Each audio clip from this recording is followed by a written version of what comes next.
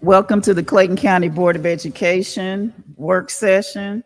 Today is April 29th, 2024. I want to welcome you, and I actually was hoping to share some information with you, but I'm hoping that, let me see, is Mr. Townsend in this meeting? Or even Dr. Simpson probably can help me out with these names, but I'll talk about that once we get started. We just finished executive session, so we're going to get started by standing to do the Pledge of Allegiance. Let's stand and do the pledge. I pledge allegiance to the flag of the United States of America and to the republic for which it stands, one nation, under God, indivisible, with liberty and justice for all. Thank you. I am going to call the roll at this time, starting with Ms. Jasmine Bowles, District 1. Present. District 2, Mr. Mark Christmas. Present. District 3, Jesse Gorey, that's me. District 4, Ms. Victoria Williams. Present. District 5, Dr. D. Haney. District 6, Ms. Mary Baker. Present. District 7, Ms. Sabrina Hill. Present. District 8, Ms. Joy Tellis Cooper. District 9, Mr. Benjamin Straker. Present. Our Superintendent, Dr. Anthony Smith. Present. Our Attorney, Mr. Clem Doyle. Present. Our Board Liaison, Ms. Kim Blackwood. Our Administrative Assistant to the Superintendent and Board, Ms. Harlicia Battle. And our Administrative Assistant to our Deputy Chief, Ms. Don Blau. All right, first of all, I want to take a moment, since we were not here in this building on the past week. I want to acknowledge all of our administrative assistants. We want to thank you for each and everything that you do for us. And of course, I want to acknowledge, if you'll stand, Ms. Blackwood. Ms. Blackwood is our person. And I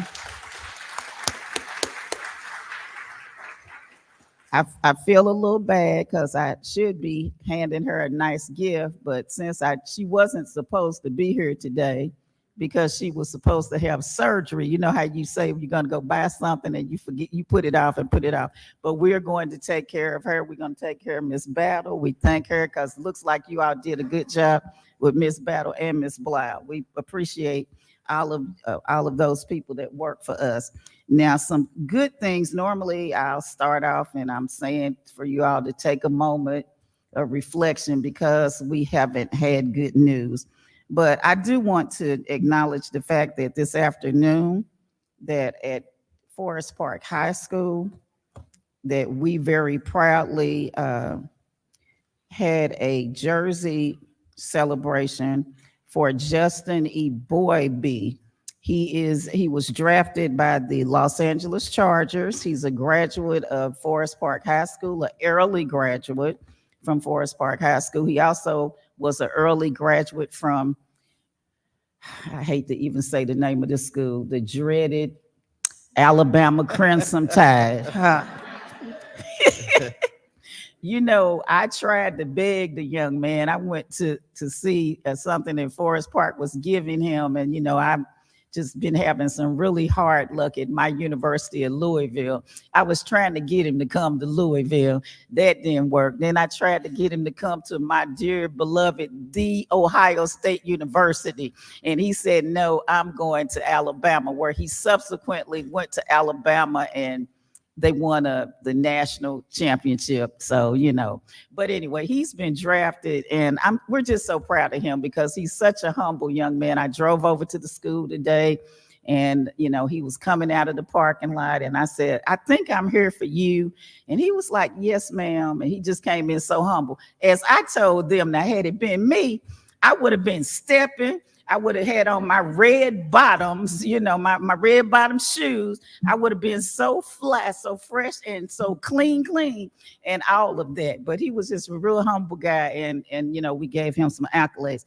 We actually had 3 kids that were drafted, but gonna, talk about my senior-itis. I'm a senior citizen, so I've forgotten the names. I know somebody can help me out. Help me out with the other one. Came from Lovejoy. I know Dr. Cobra can help us out with the Lovejoy. We had Jamal Hill, class of 2019 from Mara High School. Okay. He was drafted in the 5th round.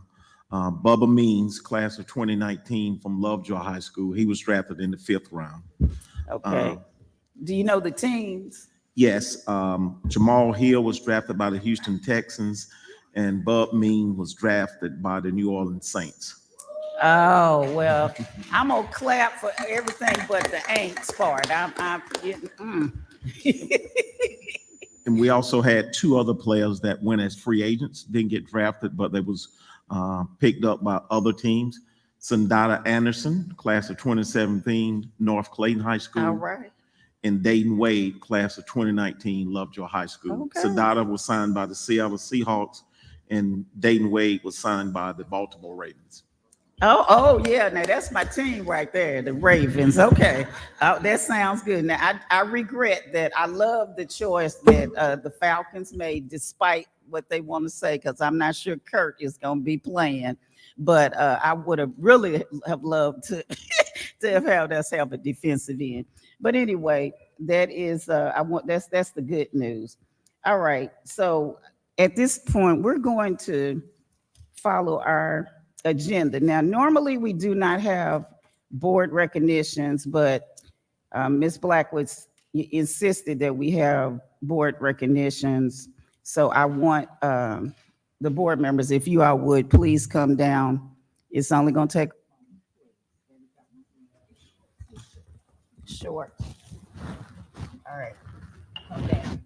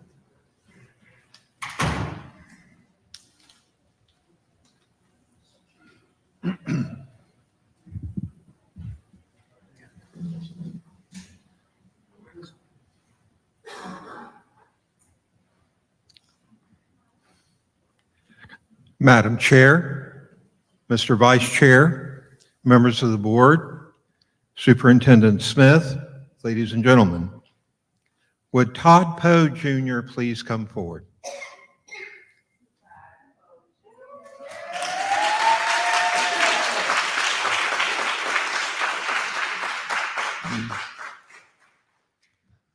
While getting his accolades from the board, the Clayton County Board of Education recognizes and extend heartfelt congratulations to board intern and future graduate of Mount Zion High School, Todd Poe Jr.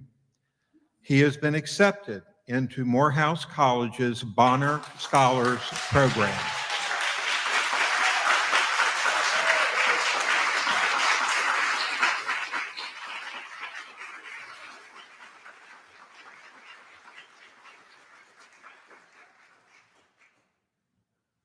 Established in the fall of 1990, the Bonner Scholars Program provides monetary support to students who have demonstrated a commitment to community service. The Bonner Scholarship is a 4-year scholarship that provides support of men of Morehouse for a total of 8 semesters and up to 3 summers. More than simply a form of financial aid, Morehouse College's Bonner Scholarship Program provides deserving students the opportunity to continue their community service interests throughout their college years. Todd has definitely demonstrated his commitment to community service as well as a strong work ethic during his time as board intern. He is truly deserving of this wonderful opportunity. So please join us again in congratulating Mr. Todd Poe Jr. on this prestigious award.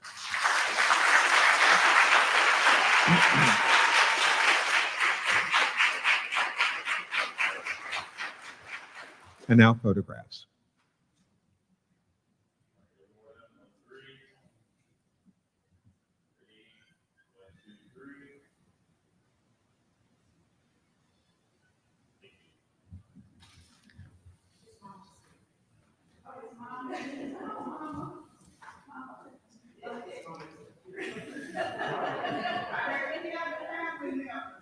Oh yeah, bring them on.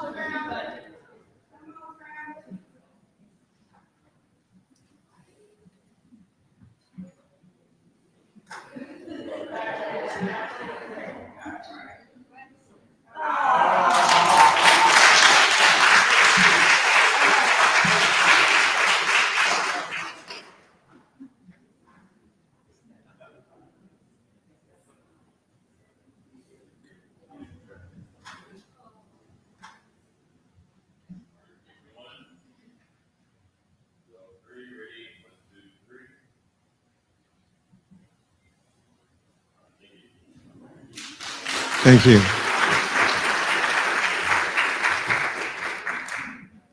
Our last recognition for tonight involves a member of the board. Tonight, Clayton County Board of Education and Clayton County Public Schools joins together to be really excited to formally celebrate that Dr. Jesse Goree, Board of Education Chair representing District 3, received the Public Citizen Citation Award as presented by the Alpha Epsilon chapter of the National Sorority of Phi Delta Kappa Incorporated. Each year, the conference host chapter, in this case Alpha Epsilon chapter, selects citizens within the service area to be honored with a Public Citizen Citation Award in the fields of community service, government, religion, and education. These selections focus on each honoree's commitment, contributions, and unyielding dedication to having made a positive impact in the communities that they serve. Dr. Goree's selection was based on her tenacious efforts and exceptional achievements during her career in public education and as leader of the district, both as board member and as the chair of the Board of Education. Congratulations.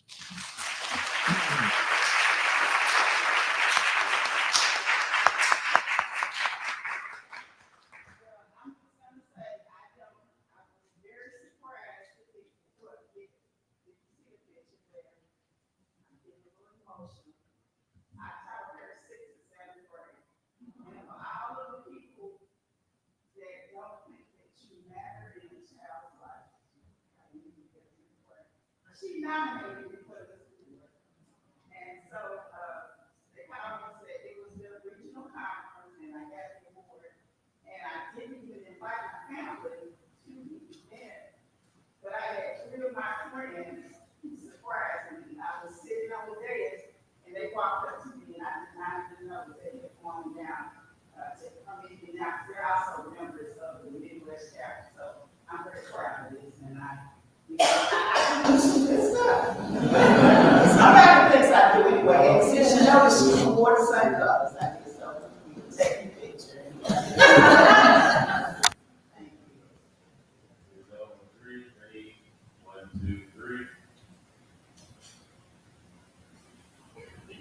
Thank you. And that's it.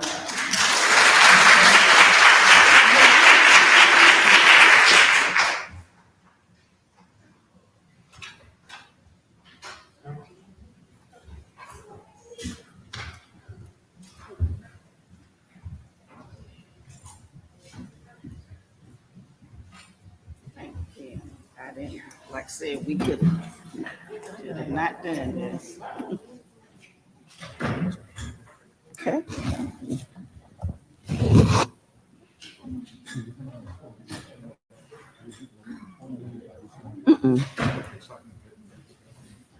Do I? Oh, yeah.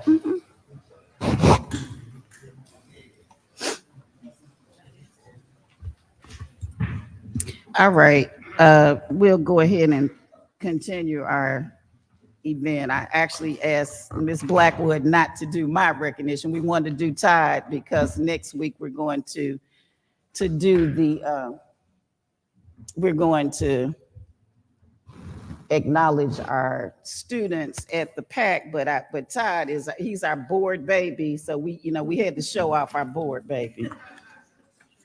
So at this time, we will do our ethics statement, which says, in accordance with board policy BH, it is the duty of every board member to avoid both conflicts of interest and appearances of such conflicts. Does any board member have any known conflict of interest or appearance of such conflict with respect to any matter scheduled to come before the board at this meeting or appearing on our proposed agenda? If so, please identify the conflict or appearance of conflict and refrain from participation in the matter involved. All right, at this time, we need to adopt the agenda. I need a motion to adopt the agenda, please. Ms. Baker. So moved. All right, Ms. Cooper.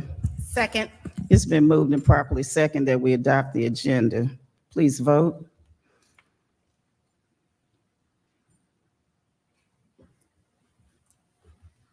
And it is unanimous. All right. The next item on the agenda are recommendations from executive session. We didn't have any. We discussed personnel and litigation. And so now we are going to have our updates to the board, and we'll start with the superintendent's update. Good evening, Madam Chair, Mr. Vice Chair, members of the board, staff, and the community. I am pleased to present an update to the Board of Education regarding the significant actions, programs, initiatives, and/or accomplishments that align to our 5 priorities that are contributing to our steady improvements. My comprehensive report is available on eBoard, so tonight I will share a condensed version only. Clayton County Public Schools was one of only 2 Georgia school systems that recently had the privilege of presenting during day 1 of the Georgia Superintendents Association Spring Bootstrap Conference. I, along with Chief Academic Officer Dr. Sharman Johnson and Dr. Timothy Ghani, along with Winnie Long, the project manager for Actions Intended for Results, which is what we refer to as our AIR program, presented to the Georgia superintendents and state leaders on our implementation of the AIR program, which was designed to help accelerate our students' academic growth. We're proud to share that Ms. Daisha Taylor, our Teacher of the Year and 5th grade teacher from Church Street Elementary, is one of 10 finalists for the Georgia Teacher of the Year. Our results will be shared late in May. We have also been working on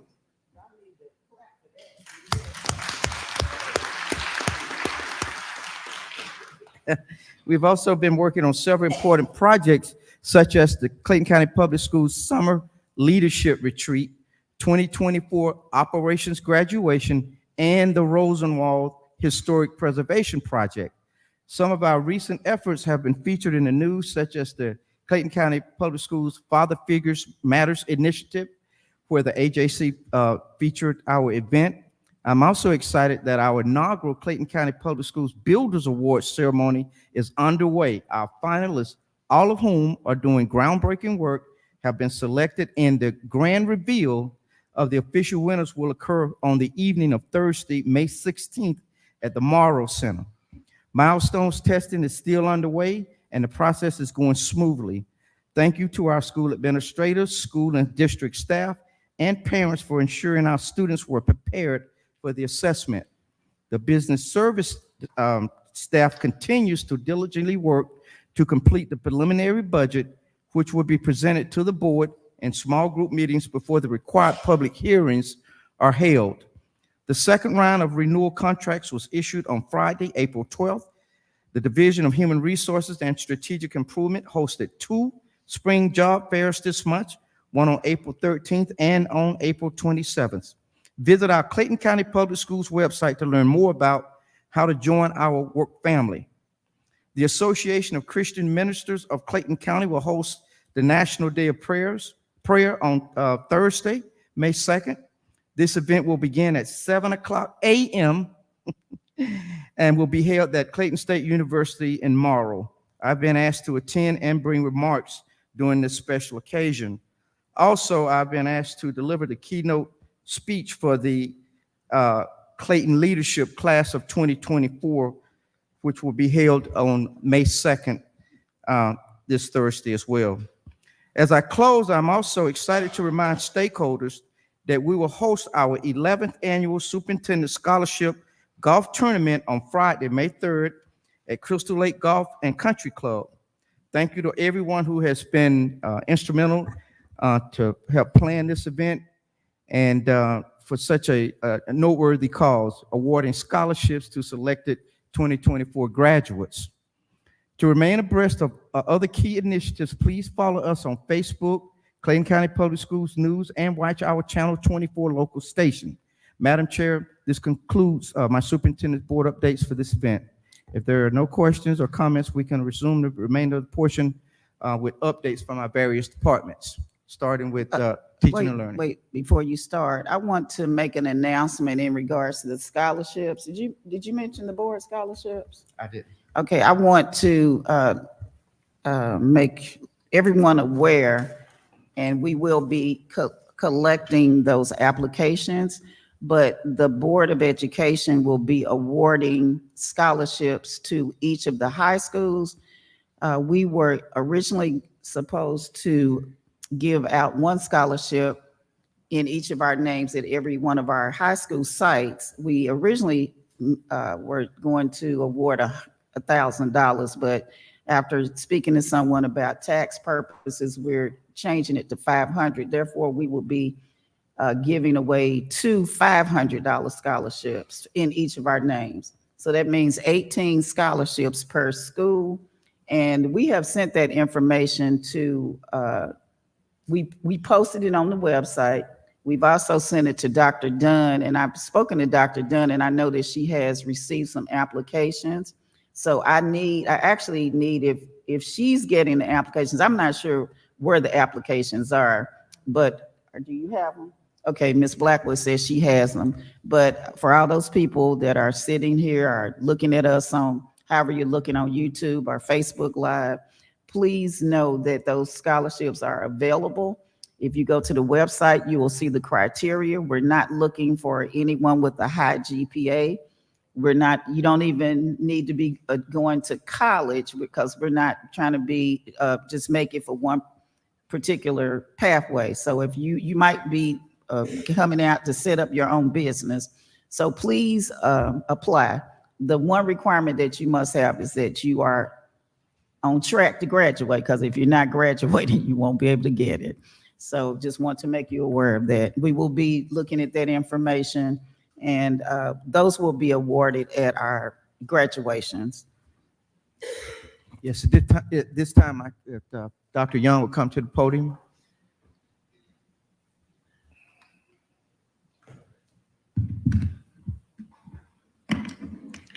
Good evening, Madam Chair, Vice Chair, Dr. Anthony Smith, Superintendent, and the school board members and the community.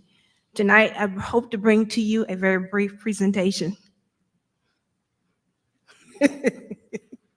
So let's talk about one of the tools that we use to look at our students' progress along the year, and that is called the Measure of Academic Progress, which is the MAP. We administer the MAP 3 times a year. And in your executive summary, you have more information about the MAP and how it's used. So I want to share with you our end of the year data. And we have mixed news, and I want to share with you some of the information that you might not know about. One of the things that MAP does for us, it shares with us how well the students are growing. And so I want you to understand, when we look at our student growth, we are comparing it to the national norms, and that is students against the whole entire United States. In this case, it will be Georgia, since we're talking about the Georgia assessment. The information, we have opportunity to have it summarized by both our student subject they take a test in, as well as their grade. We use that information to help us shape and inform what we do in the classroom. We look and see if Ben Straker is growing, if his teacher, Ms. Mary Baker, is doing a good job in helping him grow. And growth is relative to a group of other students. And we want to share with you some information about this. So I think it's important to note this first chart and then subsequent charts are very similar. This is one of the many reports that we see. This is one of the things called the Student Growth Report. The math assessment predicts how much the student should grow each time they take the test. The most beautiful thing about this is that the diamonds that you see there, that's in the box there, that is the projected growth. The big box, that is the observed growth. That's the actual growth. We want our diamond in the middle. We want the box to extend beyond the diamond. And in every grade, as you can see there, for the language, for the math, you see that our students met their growth goal. As a matter of fact, our kids grew at the 99th percentile for most of the areas. And so let's take a look at our 5th grade. So that 5th grade had an expected observed growth to be around about 2 points, 2 bit scores there for growth. Well, look, it actually proceeded to be 3. And that's a feat. You're like, well, what is that? Well, how is that? When I tell you, in order for our kids to grow, they have to answer more questions correctly. The only way they can answer more questions correctly is that they have to know more information. And the only way for them to know more information, they have to be taught that information and have to learn that information. And so we can see that many of the things that we're putting in place, we are seeing the fruits of our labor and our growth and our MAP scores. And so I just want to share that with you. Our students are growing.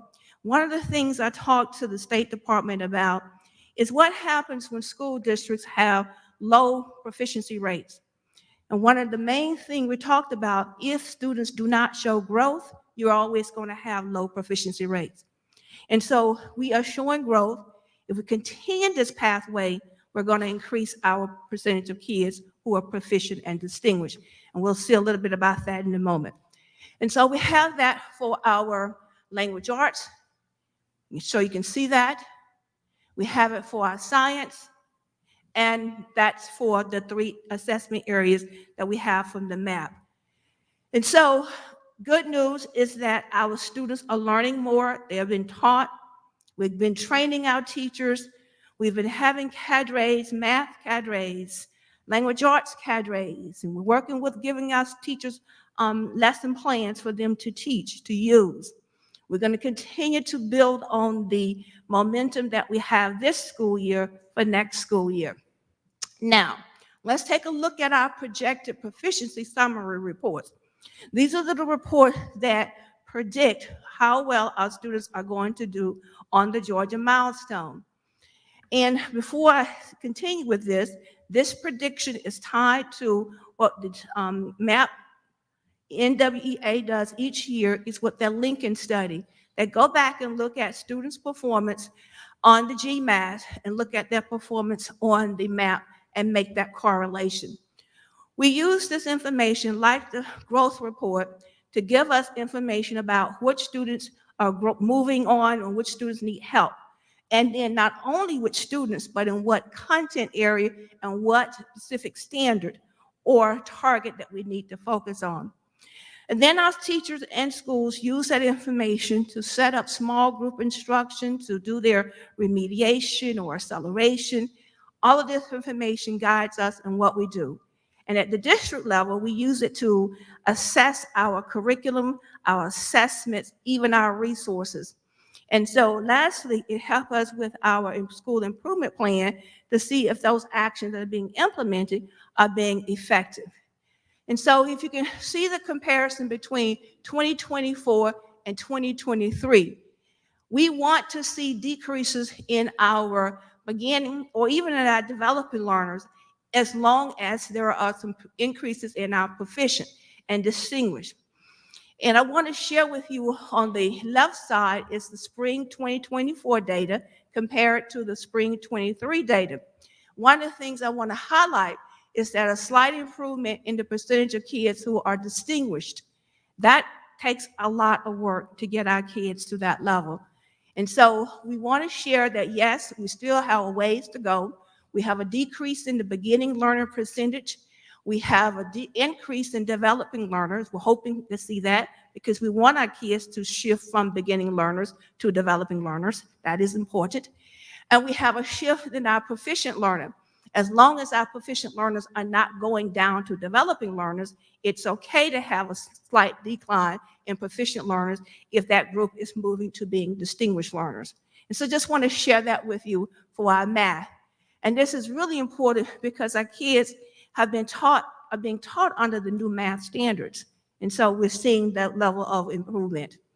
And then we have the changes for our projection for the language arts, for the reading, and we have a similar outcomes there. So this is where we are for end of year for the math. Now, right now, we're taking the GMAS end of grade assessment. We just finished the end of course assessment. We'll be finalizing and getting those results within the next 3 or 4 days. Just remember, we're going to get very early on the science and social studies results. That's what we have are coming in now. Language arts takes time because the people have to score the language arts essays, and those are scored. And it takes a moment for that to get in. And so for the math, we will not have math scores until the fall. The reason why is because we have a new test, and that test has to go through some level setting, we'll call standard setting, to set the cut score, to set the achievement level scores, and also to discuss any other information that's pertaining to that math test. We will not receive math scores again until the fall. So please be mindful of that. When we present our report for the GMAS data, we will not have mathematics, okay? So just be patient with us as we get that information in the fall. Once we get the information in the fall for math, thereafter, we will have the CCRPI data coming out following that release of data. So it's just kind of give you a heads up of where we are. So let's talk about some next steps. And so in your presentation and in your executive summary, you can see some of the things that we're continuing to do. One of the things that we're doing is continuing to invest in providing professional development in our staff. The only way, the absolutely only way for our students to be seeing the level of improvement that they need to see, they have to be taught by a highly skilled and competent teacher. And we are investing lots of time, resources, and money to ensure that our teachers are receiving what they need. In addition, we have a variety of programs that we support our students with, whether it's face-to-face or virtual or a combination of both. We are working with our students. Also, we are supporting our students through high-dosage tutoring. We have over 4,000 students who are taking advantage of our Class Act program. That's in addition to tutor.com. So those tutorial programs are serving quite a few students as we go through the year. Our tutor.com resources will still be available to us during the summer. We are also training and working with our school leaders, and most importantly, we are focusing on actualizing the portrait of our graduate. Okay. Are there any questions about that portion? Okay. All right, very quickly, this is, Are you ready for questions? yes. Miss, Ooh, I'm turning my mic up. Miss Cooper. Hi, Dr. Young, just really quickly, just to go back to the language arts portion of it, the reading. So what you're saying is, you said the diamond should be in the middle. So if we're looking at the 9th to 10th to 11th grade, in the 10th grade, it kind of looks as if it's almost right there together. So looking at that data, what would you say would be your issue between that 9th and that 11th grade? So I'm glad you asked that question. So that diamond may show that the expected growth was a fraction, and we answered this earlier in another meeting. It may be 0.1, 0.9 to show that kind of growth, and we actually had 1. And so that's why you see that closeness there. Okay, so the bigger the boxes are, the more we had growth there. But as long as that diamond is in there, like in 11th grade, yes, we still grew. Yes. Okay, thank you. Okay, good question. I want to go back to that because actually, I'm gonna just be honest with you, that that diagram didn't make any sense to me. And what I would really like for you to do is to, if you could give me, plus my site is kind of not that well That's okay. anyway. I tried to blow it up. If you could give me, actually make some copies for us. Sure. You have some things here that are in color. Okay. Because growth might be 1 or 2, but that's not growth to me. What I need to see is some real growth. Like, for example, if you go back, I asked you all some questions today, and you mentioned the fact that that we see some growth. I'm not on. If we go back to some of the language arts, comparing last year's to this year, Okay, I'm not. Well, if you go down to the others, right here. I guess what I'm trying to understand is, like, I don't understand why in the distinguished that we can at least get to 20. It seems like I looked at last year's 3rd grade scores, and now they should be this year's 4th graders, and I see very little. I still see us like right as far as the beginning is concerned, beginning learners, we're still at 50%. And we need to, that number needs to come down. I'm not understanding why. Maybe, back in the day when I taught school, we would just sit down and look at our class, and we would see how many people are over, to the side where we're somewhat proficient. Mm-hmm. And we'll say, oh, well, Jesse and Ben, they just need about 2 or 3 more points to get over the hump. I'm not understanding why we're not, like, maybe focusing in on certain children and putting them in maybe some specialized classes or whatever, and to help them push those numbers up. And then my other question, I guess, did we just finish doing the map recently? We completed the map in March, the middle, Okay. latter part of March, And we do the map how many times a year? 3 times a year. Okay, so if we do it 3 times a year, we've done it the first time, we know that the scores may not look so well, good, because they've just come back from, the summer. And then we do it again.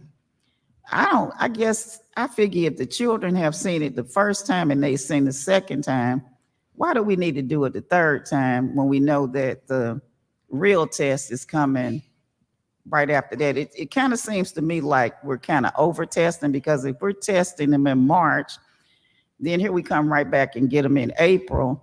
I would be kind of burnt out if I were a student. It just seems to me like maybe we don't need to do it that last time. Maybe the last time what we should be doing is trying to figure out maybe that we give them some, I guess, exams that are kind of close to what you think the milestones might look like. And I guess what I'm thinking is I wonder, when we're doing this, are we allowing the kids to sit at the computer and type and do all the things that they in a real manner? So let me address this. First of all, let me talk about the map and the Georgia milestone. Well, the map is an adapted test. It assesses what kids have been taught. And so what I mean by adapted is that I answered the first 5 questions correctly. Right. The task gets more challenging for me. They'll look at and see, okay, I answered one of those 5 questions correctly, those difficult questions, and it drops back down to find the level of where I'm at. And with that kind of adaptability, it gives us a greater confidence on what our kids know, because it is adapted. Now, in terms of offering the assessments in March, this is that key point, well, February, March, that's that key point where schools are looking at that data all through the year, but especially February, January, and March data to group kids according to their needs. It gives them that information, and we definitely want to see what else our kids know or don't know, and then to be able to give them that information there.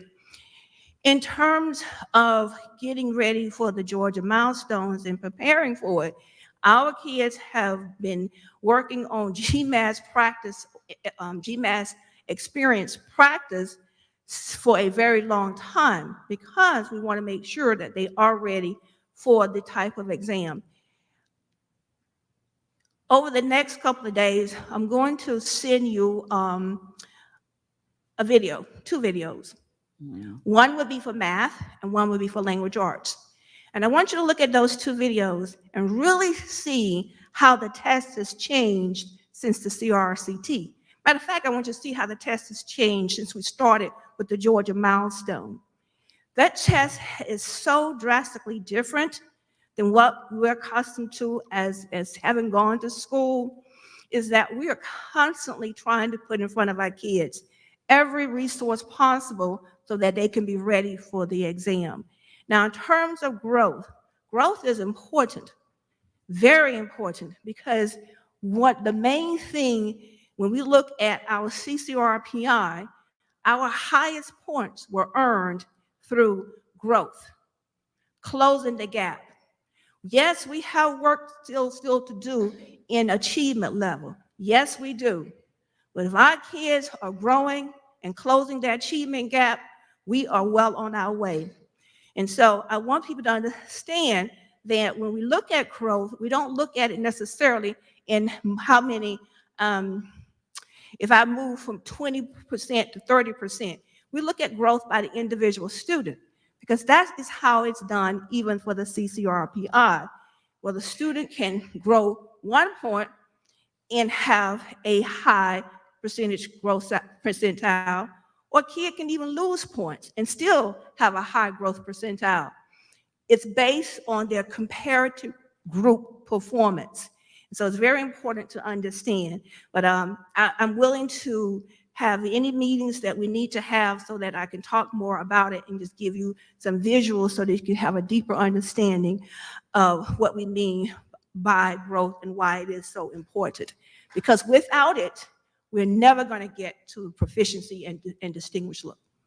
Well, like I said, I understand all of what you just explained, but when I see something, but people, you know how we're judged.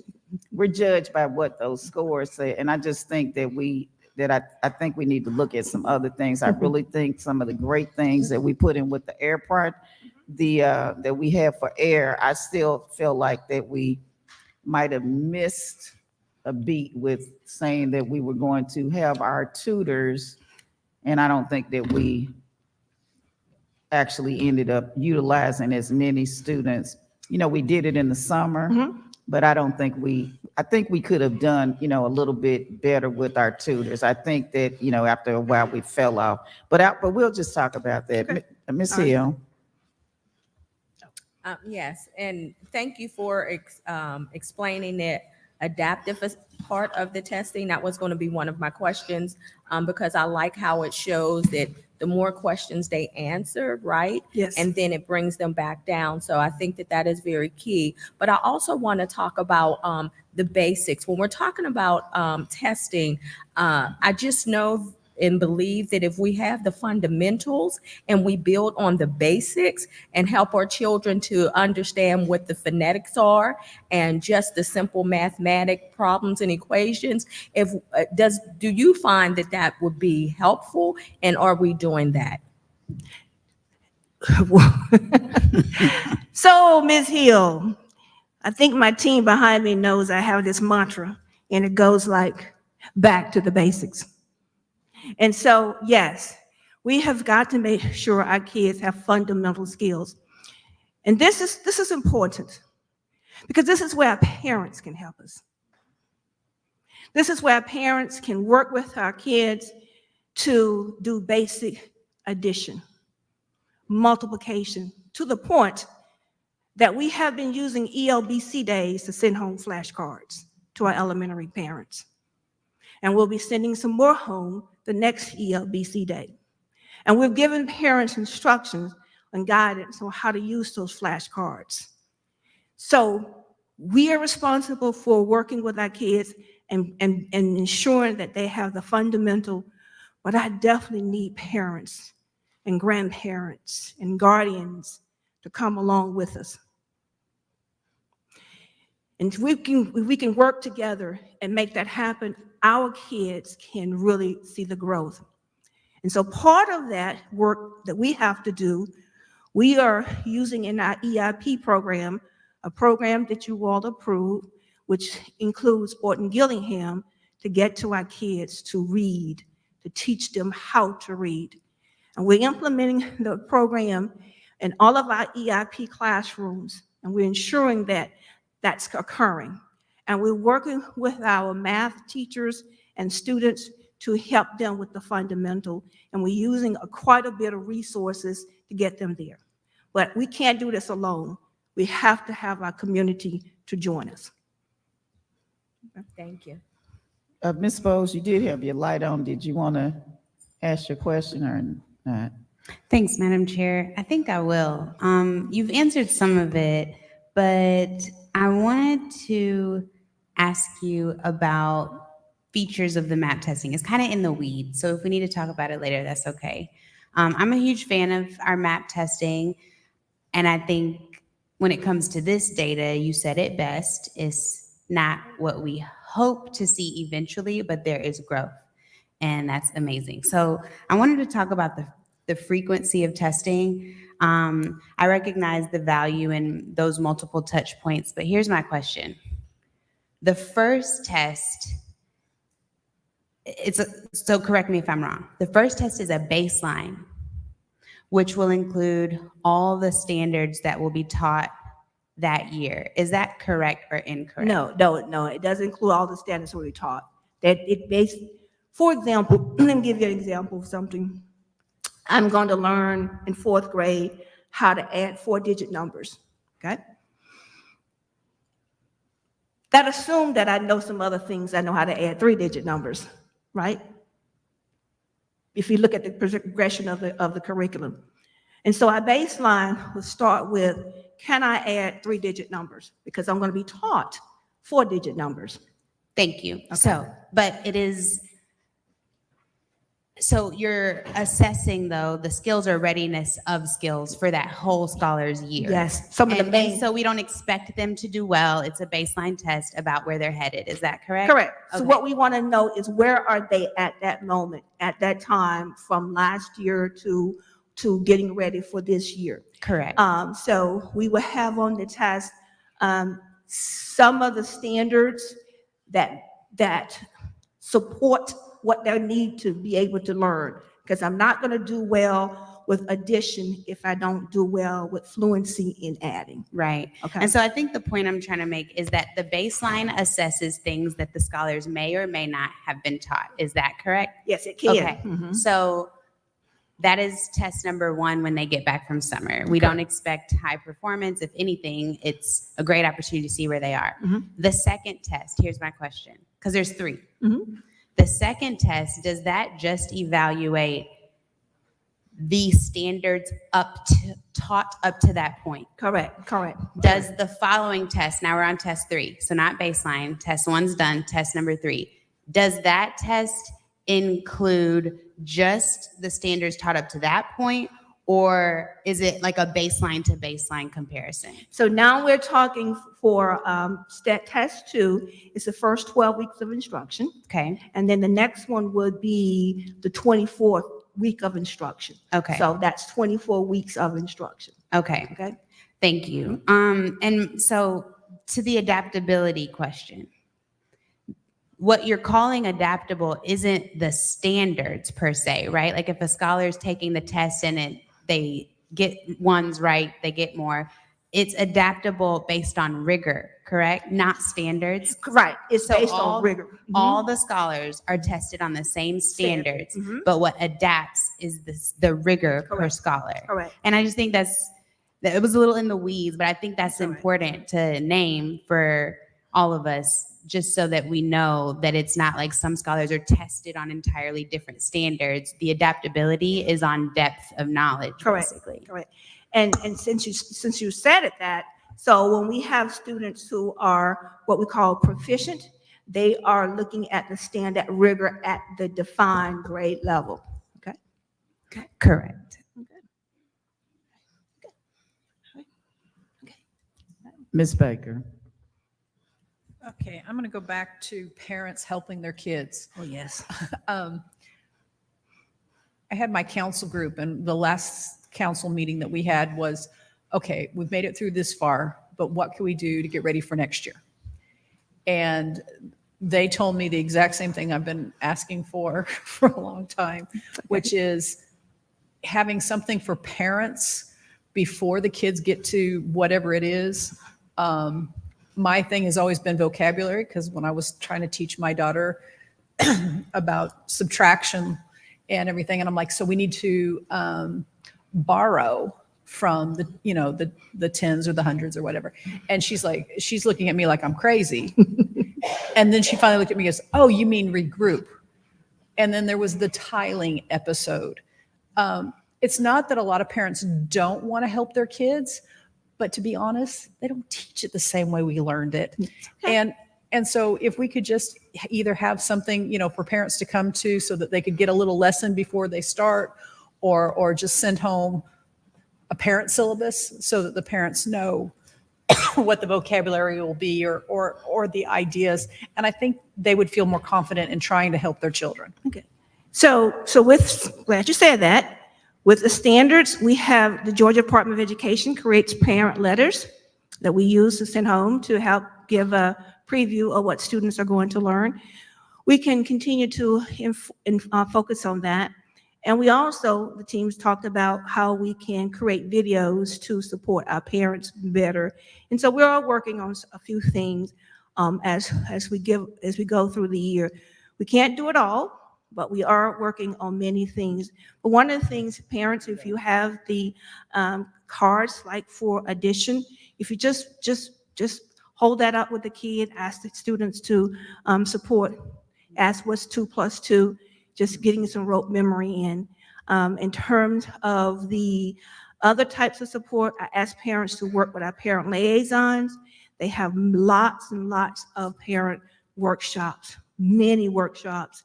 But we want you to attend those workshops. We have them face-to-face, we have them virtual, we have them all the time. So we just ask you to just help us along the way. Mr. Straker. Yeah, quick question, Dr. Young.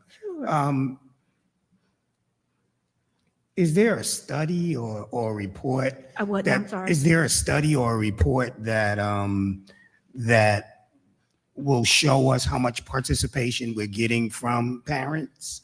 Because your answers continuously getting parents involved. You are giving us some of the avenues in doing that.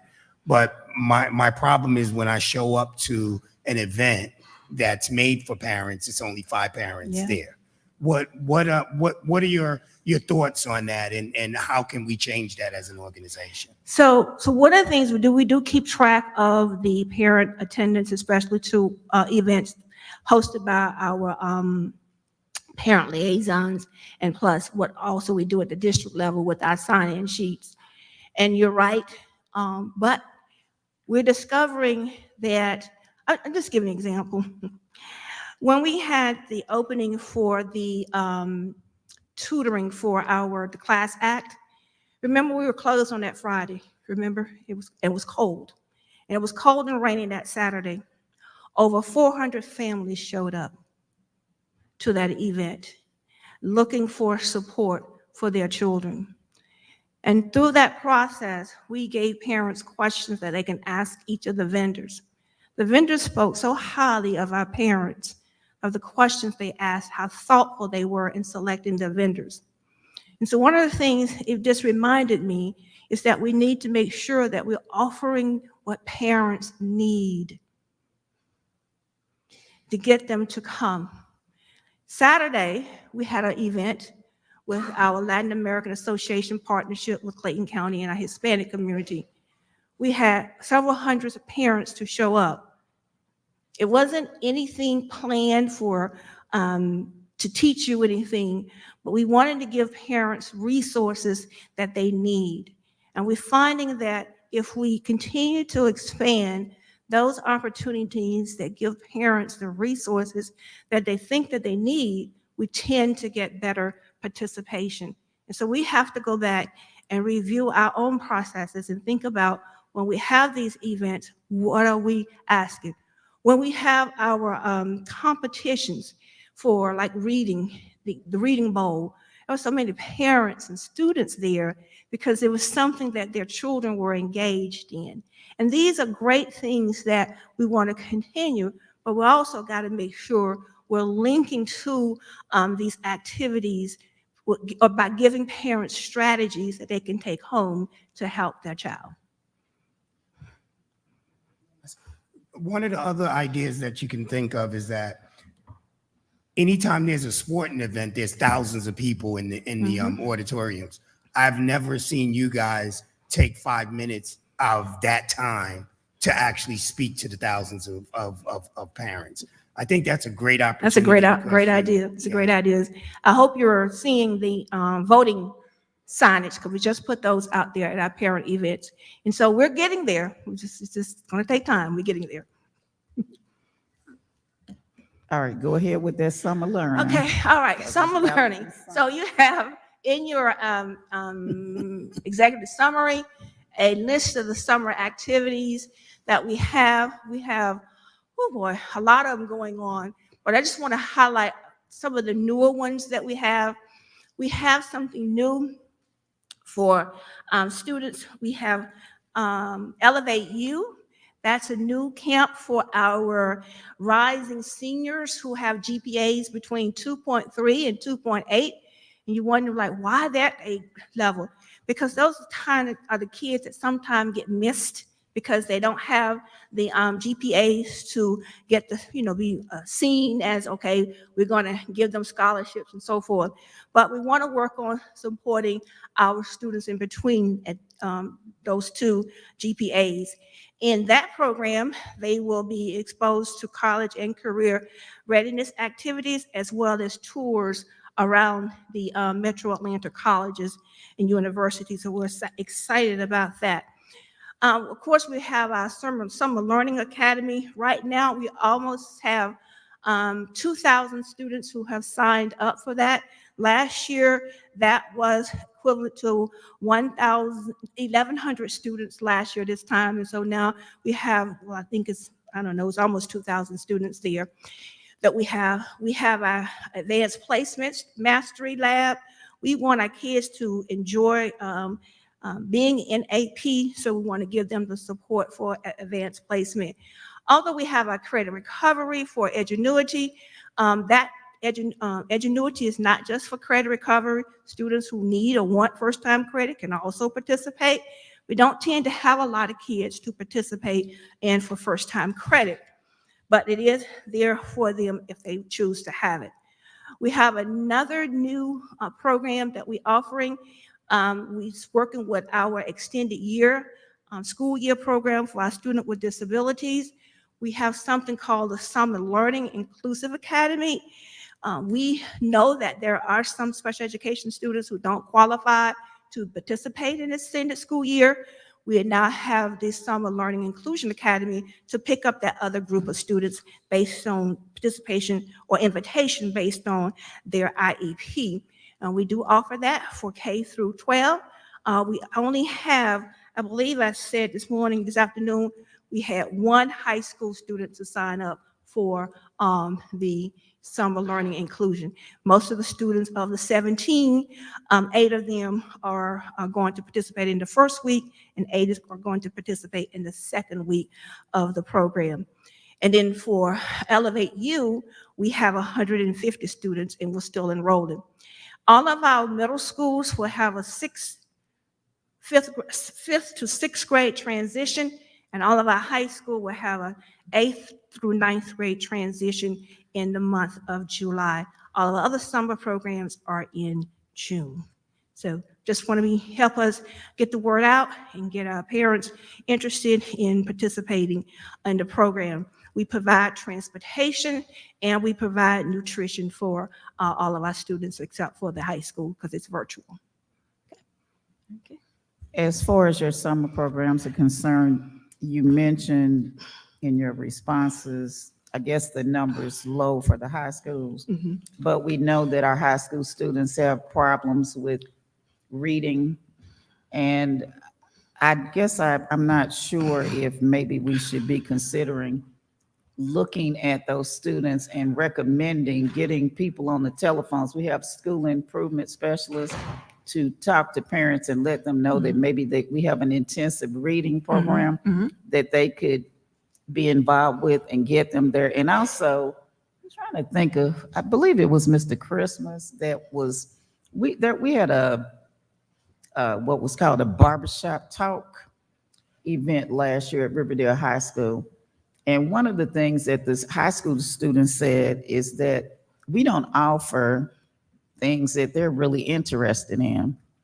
One of the things that I know that they are interested in are things like barbering and things like cosmetology. So why is it that we don't we'll offer band camps, we offer STEM, but we don't think about it, especially when we think about in the Black community, how many hair shops, all those types of things, and the type of thing that we utilize a lot. Why wouldn't I would like to have seen us do maybe a cosmetology workshop. I'm looking at I think she's a major. No, look, I'm trying to think. A major? Okay. I know that we have one of our security people that works at Jonesboro High School has someone that comes and does a cosmetology camp for students. And even though to us it might seem like, oh, they're just in there learning how to fix hair, there is so much science involved in cosmetology. A lot of people don't even pass the state boards. And why aren't we looking at, and I'm gonna give you your praises because I asked you, I've been working on this parks and recreation partnership, so you did a great job with that. But I'm just putting some things out there for you. We can certainly look into those things, Ms. Goree. Consider that because we have teachers that are in that pathway, and I don't think it's too late that we might see if we have some kids that might be interested. And especially for our boys to learn barbering. I just, I worry about them during the summertime. I just want to keep them busy so that we're not looking at TV seeing, some bad news. But I appreciate the things that you have. And I did ask you, though, about us considering how could a kid, even though you said you don't have many people that applied, there are some kids out there that might want to take geometry in summer school so they get it out of the way instead of staying the whole year. Have we even considered doing things like that? And if we haven't, and it's a low request, is there a way that a kid could actually take some advanced classes? Is there a way that they can do it during the summer? So they can always work with a counselor to take advanced classes, but just be mindful, everyone. There are 23 credits required for graduation, and our block schedule allows for 32 credits to be earned. And we offer high school courses in middle school. So some of the barriers we used to have that prevented kids from getting ahead have been removed. And so we just don't have that large interest in that, but we do offer that opportunity for our students to engage in advanced learning. And especially, we talk about kids who want to get ahead. We have a lot of kids who take AP courses. And right now, I think we are trying to get up to 150 kids to want to participate just in our summer program for mastery. So it is challenging. Know that kids have lots of other activities which they want to join and participate in, especially work and traveling to see relatives and travel abroad and travel within the nation. So we have a lot of competitive interests, but we will continue to ask our kids to join us in this journey. So just be mindful of the other conflicts that children have. I'm glad you mentioned Parks and Recs, because I want to say Well, that. Can I interject? I'm glad if you could share that information about how you can do it. I understand that we have. Just go to the counselor. That we have block scheduling, Yeah. but I'm gonna say this, when I went to high school, I did not want to spend a whole year in Mr. Strong's geometry class telling me that the first is to the second as first is to the third as the second is to the fourth. I took his class those 6 weeks in summer school and I didn't have to deal with him a whole year. So there are some people that maybe they don't want to end up in my math class for half a year. They can just go ahead and get it over with before they get to me. So that's that why I'm high school asking. students, just see your counselor and they'll take care of you. Okay, Miss Williams has a But question on that. before that, Oh, can I just okay. let me do that, okay? So the Parks and Recs, we have partnered with the Parks and Recs. I think I shared the response that we have a media center that will be at each Park and Recs who's going to be supporting our reading instruction and in getting kids to read and enjoy reading. This is opportunity for the students who have a break in their schedule to take our reading program, go swimming, play basketball, or whatever other activities that their parents have requested for them to participate in. But we have a learning component at the Parks and Recs, and we're very excited about that. We will check it out. Please feel free, stop by sometime and check it out and see how's it going when June 3rd. Thank you. Miss Williams. About Parks and Recs, you answered one of them, but the other one is like Forest Park Rec Center is not part of Clayton County Parks and Rec. So did y'all reach out to them separately? to So the other rec I will centers? follow up with Ms. Nicholson. Let's see. Okay, thank you. All right. That's it, Dr. Young? Yes. Thank you. Thank you, very Dr. much. Young. Thank you. Ms. Bivens.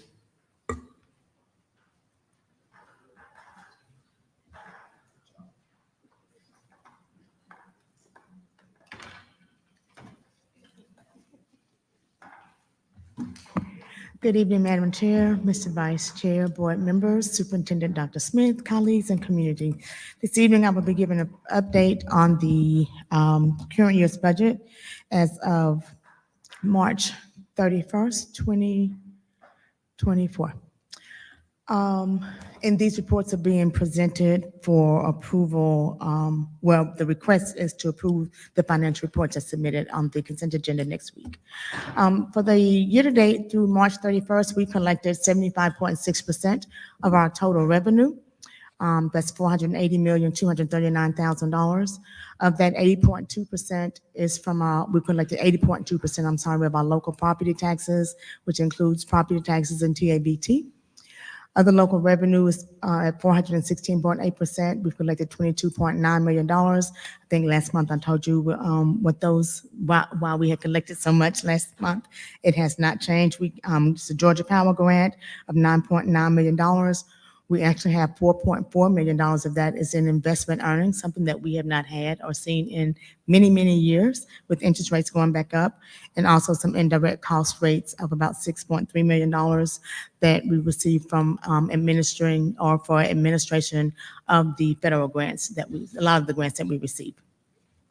And on the federal revenue, I'm sorry, QBE, we collected 262.8 million, which is 68% of what is budgeted. And then we collected 49.7% of our federal revenue at $343,000.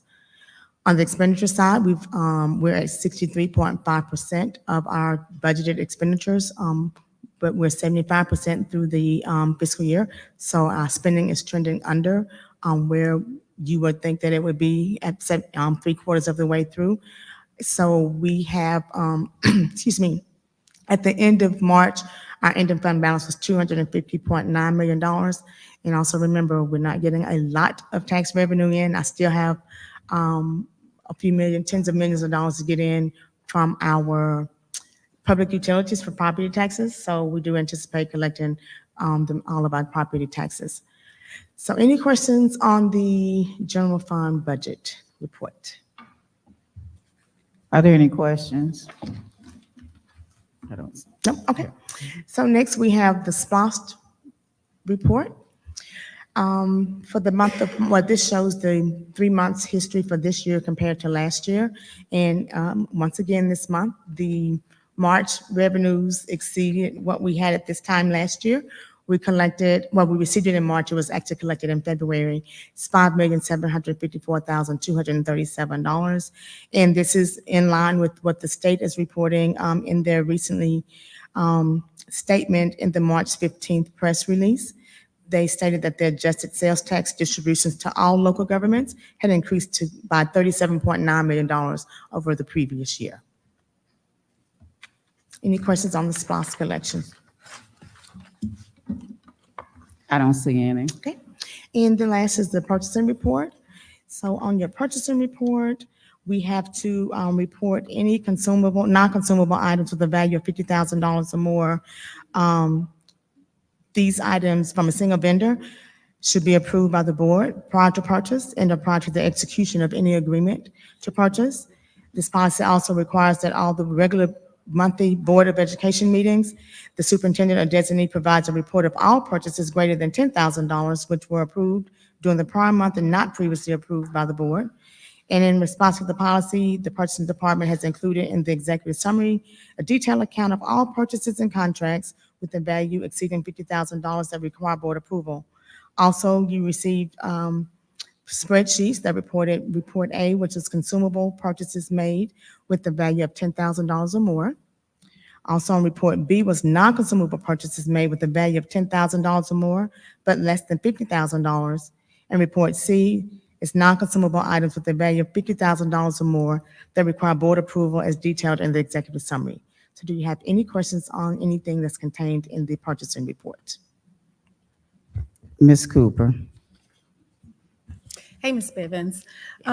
In our meeting, we talked a little bit about the safety and security portion of it, and you Yes, told ma'am. us it was going to be funded by 2, but on the report, it looks like it's just funded.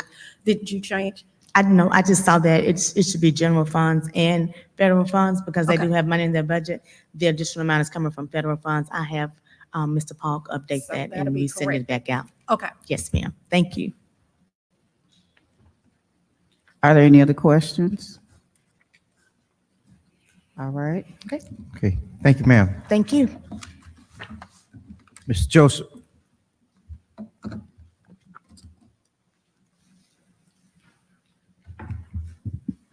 Good evening, Madam Chair, Mr. Vice Chair, members of the board, Superintendent Dr. Smith. You received the SPLOST construction update for the month of April. There were 5 payments totaling $6.3 million. Additionally, there was a one change order for $67,780 for the Morrow High School project. The next item is the RFQU 24-06 for additional pre-qualified for construction managers at risk. We are adding 9 contractors to the pool. You have the list of contractors there to be added to the pool of 11. The next item is RFP 24-07, Blueprint Digitization and Storage Services. This is for the items housed at the warehouse with maintenance, the capital documents that will be digitized and scanned in for a total cost of $200,000, or not to exceed for $200,000. Then lastly, you received the purchase orders that are greater than $50,000 requesting approval utilizing state contracts. Are there any questions? Ms. Baker. Okay, this is not quite what you're talking about, but just an idea. I was talking to a group and telling them about all the projects we were doing, and they didn't seem to know about it. So they were very excited. But I was wondering, since we do have some drones around here, is it possible that like maybe once a week we could go over some of our projects and then put it online so people could see what's going on? You know, I just think that would be exciting. You know, some people watch eagles and nest all day long, or kittens. But that might be something to brag about what we're doing, to say, you know, we're not going to do it every day, but, you know, maybe we do the arena today and we do this another day and that another day. So it's just an idea. Absolutely, Ms. Baker. I'll answer that for Mr. Joseph. Yeah, absolutely. We'll make that happen. Additionally, we have a quarterly newsletter on our webpage, as well as a monthly progress photos. We do have a YouTube channel that sort of gives some videos of conceptual designs and projects ongoing. But yes, we'll add that to our inventory of showing the community SPOS dollars at work. And Ms. Baker, we'll get our students that are in our drone program involved with that.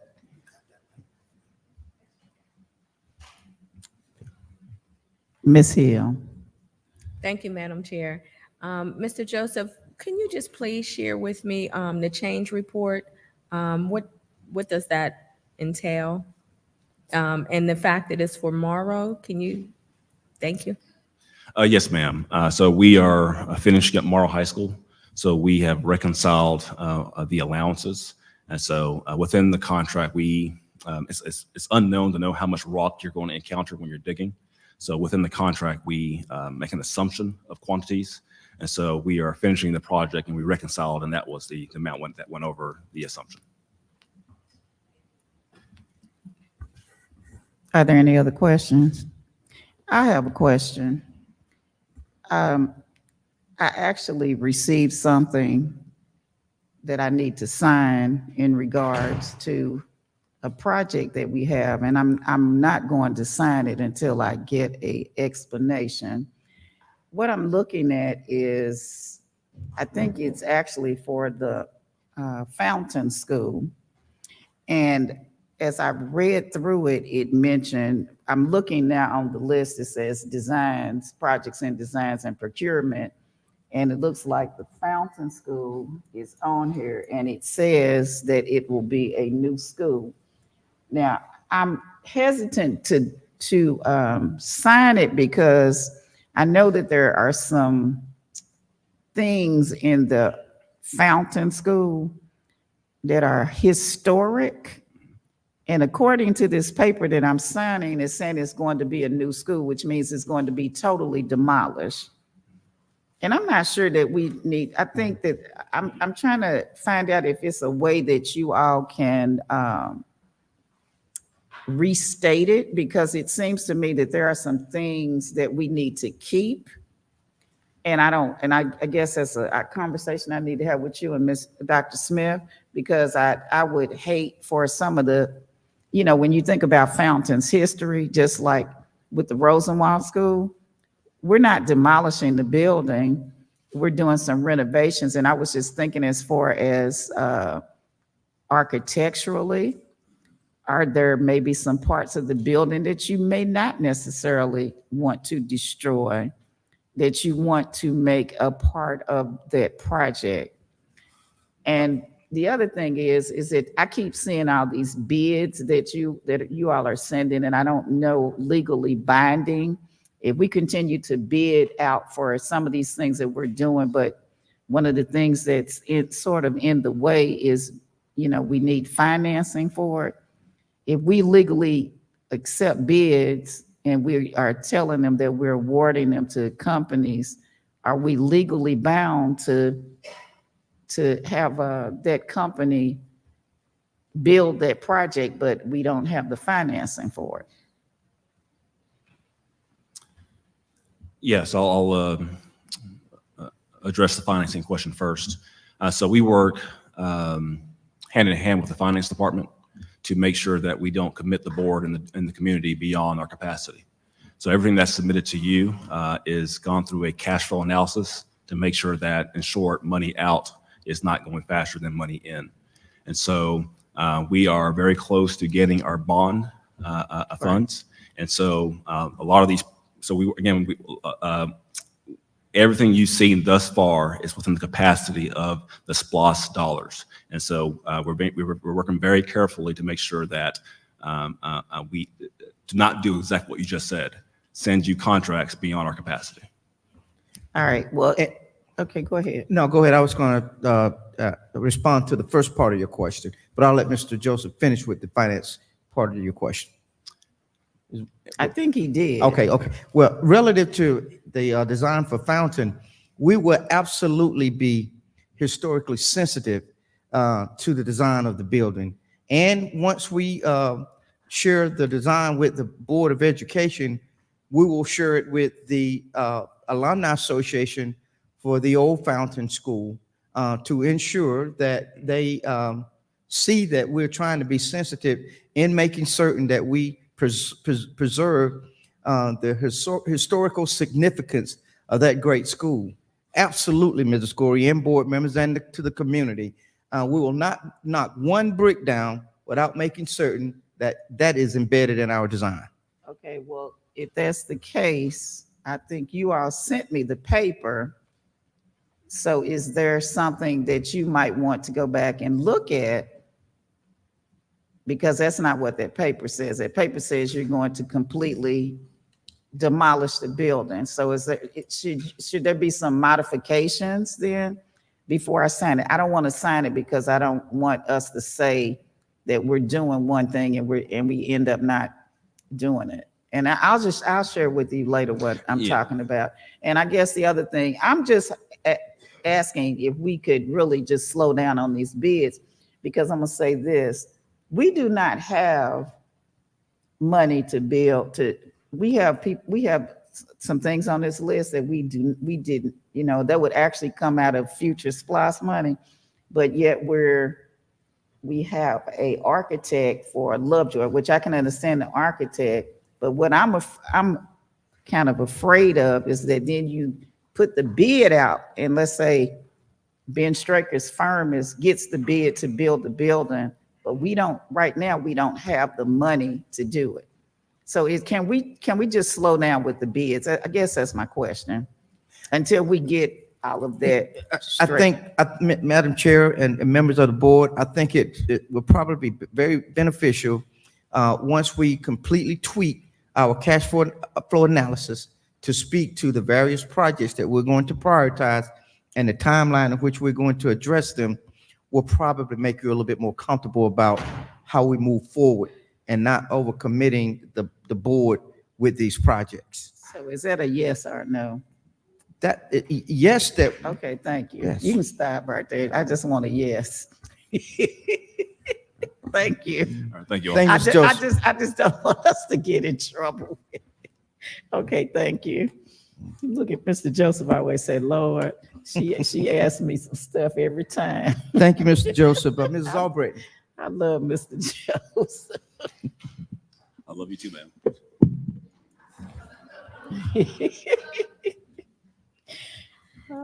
Good evening, Madam Chair, Mr. Vice Chair, other members of the board, Superintendent Dr. Smith, colleagues, and community members. The Personnel Changes Report summarizes all personnel actions for the period of March 8th through April 10th, 2024. All human resources updates were submitted to the Board of Education for review. I would like to take a moment to highlight the four-year teacher vacancy data. Okay.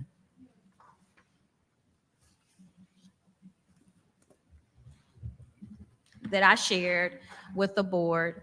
At the time this report was generated, there were 323 teacher vacancies with no hiring recommendations pending. I do want to cite that this is a reduction of 139 teacher vacancies when compared to this time last year. I'm happy to answer any additional questions that you have. Well, I think I might have sent you one. I'm not sure.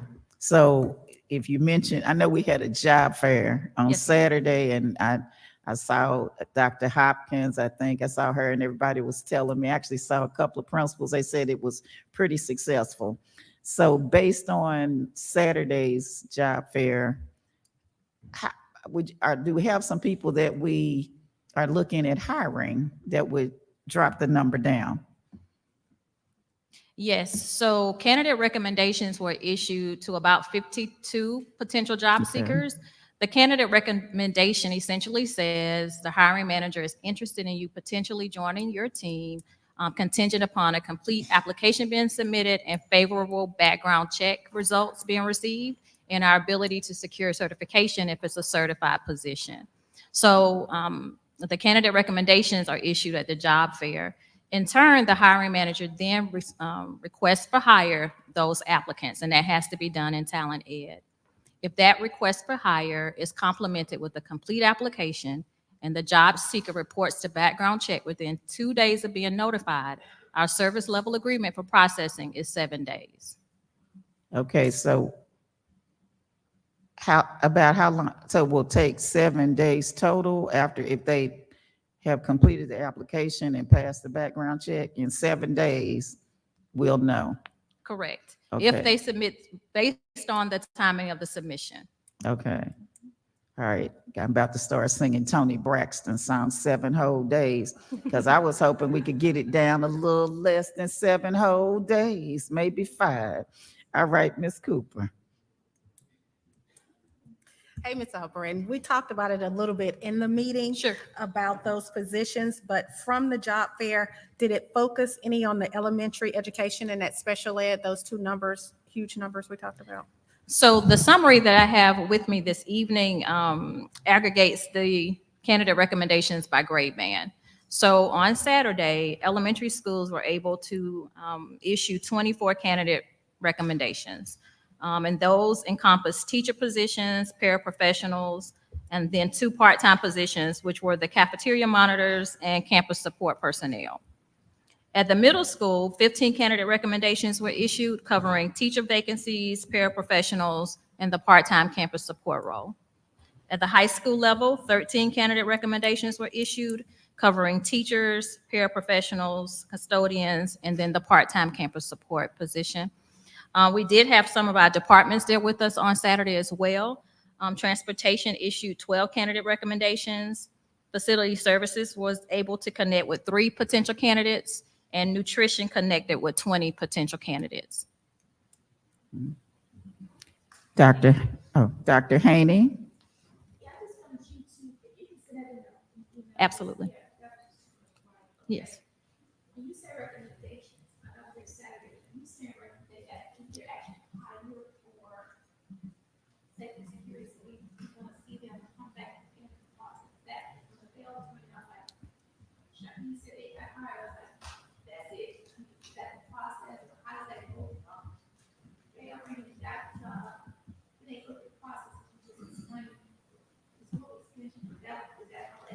Okay, so the bell ringing says that the hiring manager has found a viable candidate. We don't issue contracts on site because we need the results of the background check. We need to verify that we can get them a certificate if it's a certified position. And so that candidate recommendation, but basically says, I'm extremely interested in you. I do want you on my team, contingent upon those things that have to bear out in the hiring process. And so what hiring managers should do is leave the fair on Saturday, go and fully review the application. If everything is correct, then they make the request to hire in Talent Ed. 7 days, if everything is complete and the background, the person reports to background check. I'm still hoping you all can get it down, because I'm just remembering back in the day, I can remember Miss Kristen Vaughn and Miss Dr. Radcliffe knows. I went to the job fair, Mr. Tanner and I believe it was actually Fountain. They were after her. And I said, and I told him, I said, Mr. Tanner, this is the one. He tried to act a little funny with me. He said, I don't know. Then we get home. Then he said, you know what? You need to call her up, because you need to close the deal. I called her up on a Saturday, brought her back to the school. We walked around the school. She loved the school.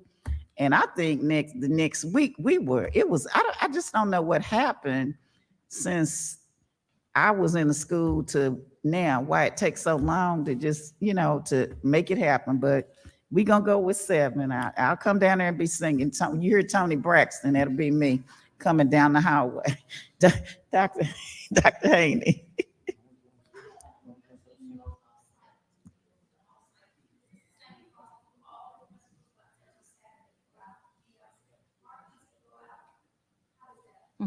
So depending on the event, there are members of other teams that accompany the recruitment representative at various events.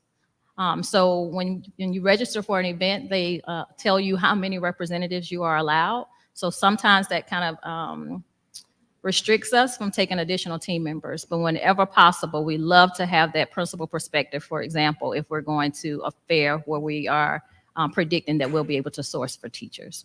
So in every opportunity where we can, we do take other team members outside of HR.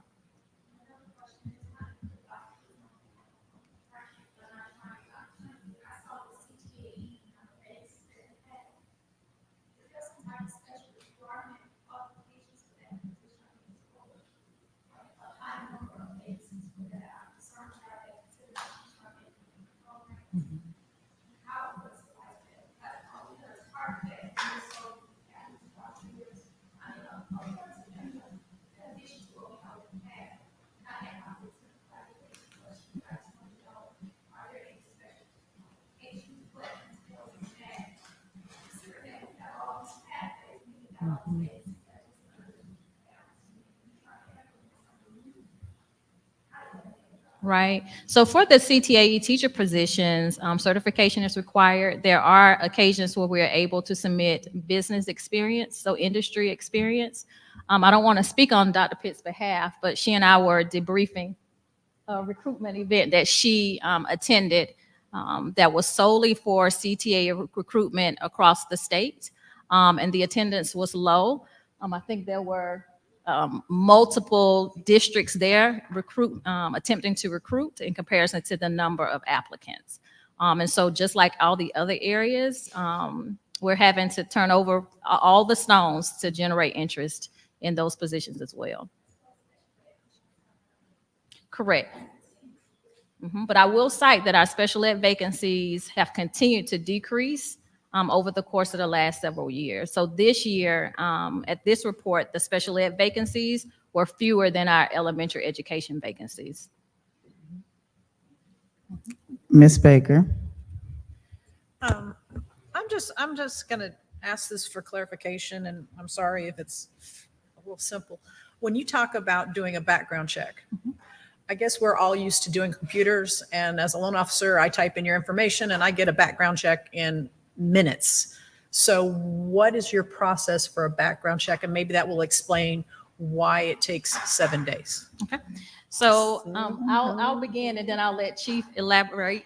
From our perspective, when they get past the HR director, we send them guidance on reporting to their background check, and there is a fee. And so we allow that 2-day window in order for them to ensure that they can pay for it. And then I'll let Chief elaborate on what happens when the new hire reports, the potential new hire reports to the vendor to conduct the check. Good evening. After that particular time, the new hire has to go in the range of appointment to be fingerprinted. Once they go and be printed, then we wait on the record. The record normally takes about, or the criminal history report normally takes about 1 business day, 1 to 2 business days. And if it's quick, then we can turn them around quick. However, if they come back with something on their criminal history, then they will be forwarded to Equity and Compliance for review. And at that particular time, they have to present certain information to Equity and Compliance. Thank you. Ms. Hill. Thank you, Madam Chair. And I just have, what is the cost for the background check? It just changed to $53 from $51.50.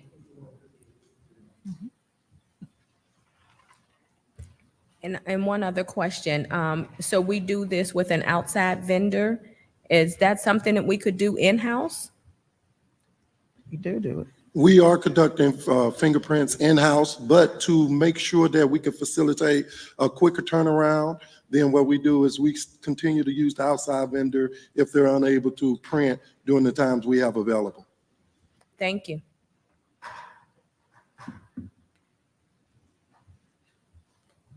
I think, is that it? I think that's it. Thank All That right. concludes our updates, Madam Chair, members of the board. Next item on the agenda is Policy Series J, second read. Do we have anything that we need to change on the J policies?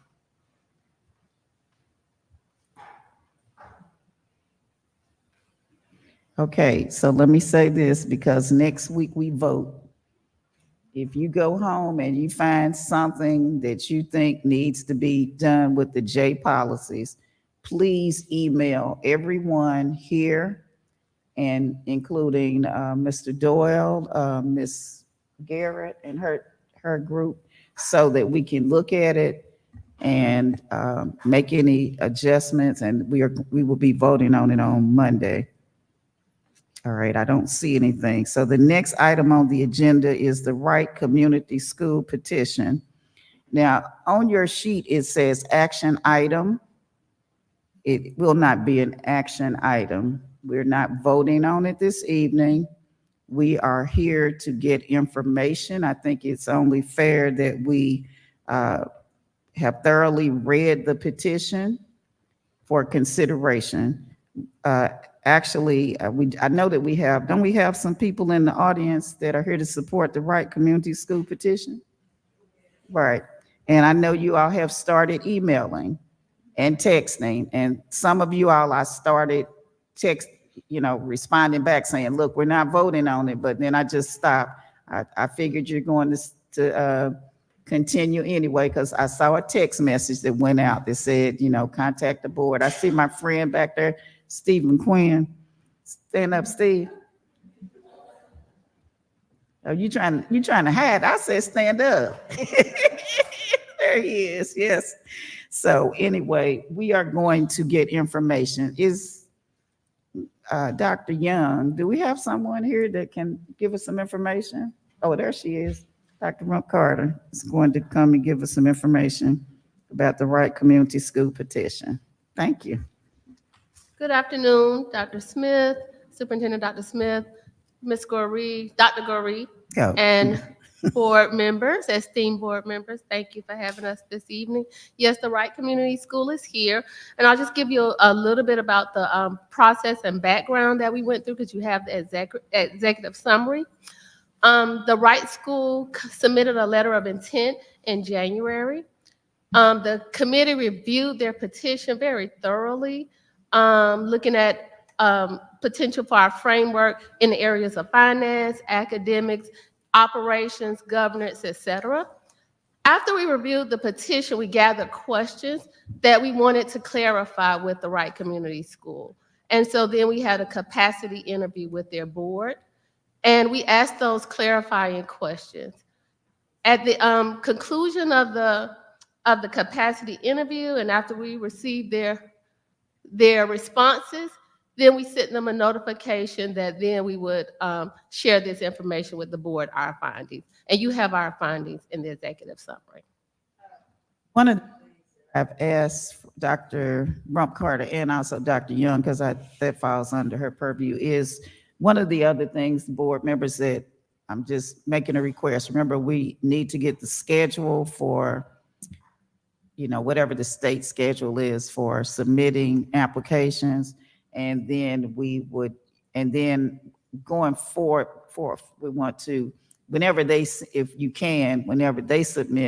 the petition to you all, if you can send it to us so we can just start reading. And then, because tonight we probably could have, voted, but we didn't really have. We're actually ahead of schedule, so that's why I know, you have and this soon, because actually- normally you would vote in June. Right, and actually. So we're ahead of schedule. Right, and I just want the people that, the Wright Community School supporters, I want you all to know, I'm not sure if someone that submitted the application, are you in the audience? That's you, okay. she actually called me and said that she was surprised that it was even on the agenda. I think your expectation of the vote is for next month, correct? Yeah. So that's one reason why we're not going to vote tonight. So do we have any questions? Okay, so we don't really have any questions right now. We are going to look at it, and we're going to vote. We will vote on it I'm lost. What is this? April, in May. Yes, Okay. Thank you, Dr. Okay, Rothkar. thank you. you're welcome. We're going to vote in May. So that's next week. No. May, we'll do it at the work session, right? Okay. Now, the next item on the agenda is the Movement School Atlanta, and we will vote on that right now. So let's go down to the Movement School. Would you like for me to share the recommendation, or you just? Yeah, you can, go ahead. Okay, and I'll try to read better than Movement School Atlanta recommendation. The Movement School petition was not adequate and met the minimal requirements as outlined by the state of Georgia that will help the reviewers ascertain if the petitioner could operate a school that was financially viable and within the best interest of Clayton County. Therefore, the committee recommends the CCPS Board of Education vote to deny the charter petition as recommended by the superintendent. Need a motion for the superintendent's recommendation, which is to deny the charter petition for the Movement School. Ms. Williams. I move that we deny the petition for the Movement School. All right, I need a second, Mr. Christmas. Second. It's been moved and properly second that we support the superintendent's recommendation to deny the charter petition for the Movement School. Ms. Cooper, do you have a question, or you were just trying to make a motion? Okay, all right, please vote. I need Dr. Haney. All right, and it is a unanimous vote to support the superintendent's recommendation to deny the Movement School. Thank you. Thank you. All right, the next item on the agenda is to look at the proposed agenda. Wait a minute. For May 6th.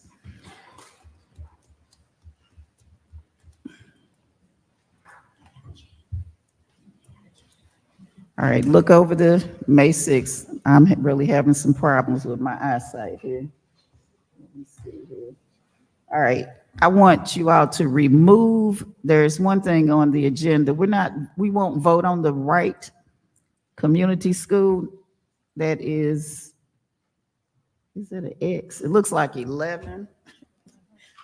You have to forgive me, I can't see.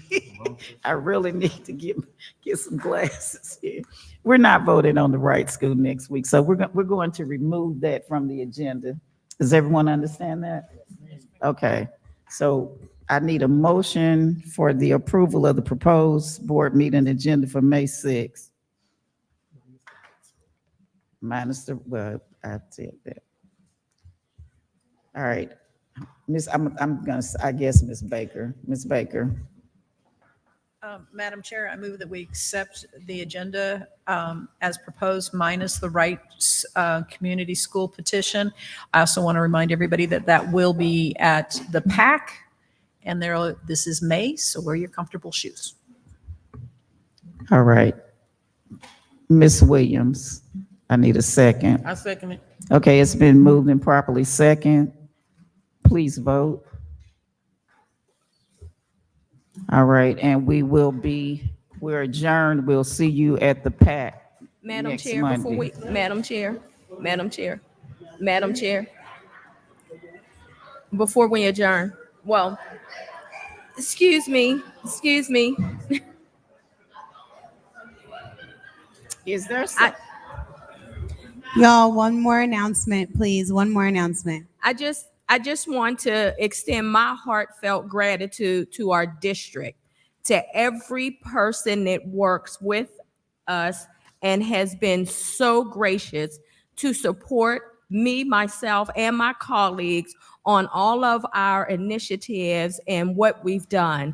For the housing conference that we had on April 20th, as well as our Community Love Day, I just want to say thank you for giving up your Saturdays to continue to serve our students and our community. It is greatly appreciated, and truly there are no words to express how grateful I am to serve along each and every one of you. So again, I just want to say thank you for all that you do and all that your support and your continued dedication and commitment to our community. So thank you.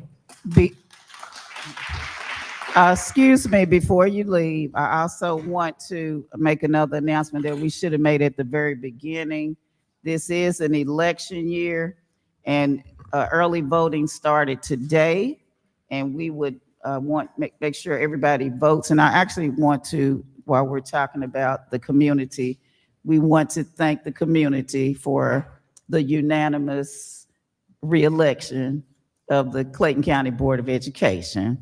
We appreciate your support for those 5 candidates. Also, Madam Chair, board members and community, tomorrow is Military Child's Day, so please wear purple. Thank you. Not in recognition of the Omegas, military child. Mitchell.